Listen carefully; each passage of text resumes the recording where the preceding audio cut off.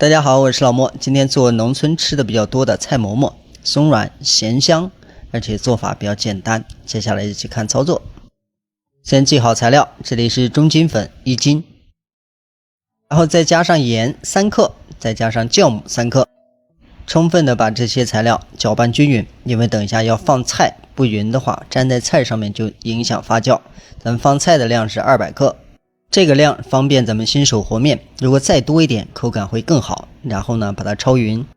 接着再準備水260克，和出來的面團呢還是稍微偏軟一點，這樣它粘性更好，更容易成團。只不過咱們在和面的時候會有些粘手，所以呢咱們稍微細心一點，慢一點把它和成团。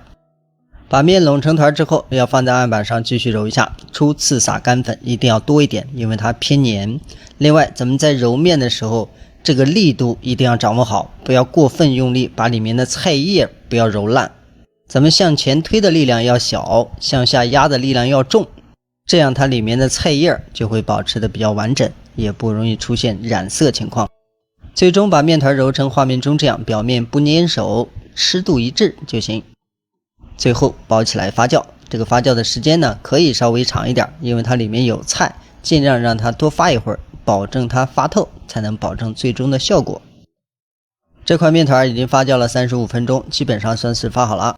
然後取出面团之前呢，撒上一點乾粉，因為這個面呢偏黏，咱們拿出來之後，大家可以掰開看一下裡面的狀況，只要它裡面的蜂窩像這樣豐富，就說明發透了。接下來揉面這一步就比較簡單了，因為裡面有大量的菜，咱們揉面的時間呢不用長，簡單揉一下，只要表面不粘手，能夠搓成条就行了。這也是為了防止把裡面的菜揉得過爛。